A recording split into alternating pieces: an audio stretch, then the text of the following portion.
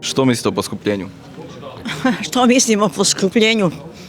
Pa, nevjerojatno kako je ta inflacija dostigla razmjere i ne znam kako će dalje ljudi živjeti. To vam više zna moja gazdarica nego ja. Rekla je da više ne ide nikam jer je sve skupo.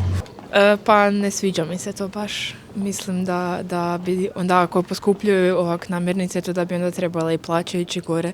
To je da bi trebalo biti razmjer jednak poskupljenje tih stvari i onda dizanje plaća. Da li ste osjetili poskupljenje? Je i da ih može biti sramota one u Zagrebu.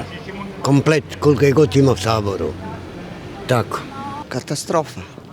Ja mislim da to svaki tako komentira. Jesmo samo osjetili. A kaj ako je inflacija, šta mi možemo? Poskupilo.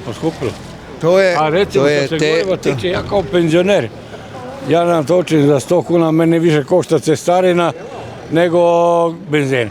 Ja od penzije do penzije 150 kuna i ja sam mir. to nema više. A kaj bomo, mi nismo, koje smo Ni mi? Plenković, ni niko.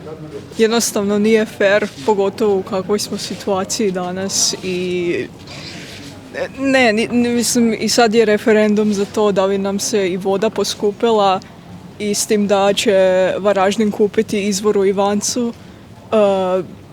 Jednostavno nije to fair.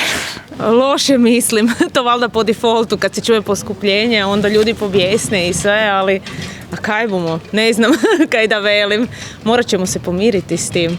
Jedino bi bilo super da još takve plaće idu gore, da ljudima bude lakše, a ne mi idemo možda u smjeru Europe, a neke stvari kod nas i dalje stagniraju bez ikakvih promjena.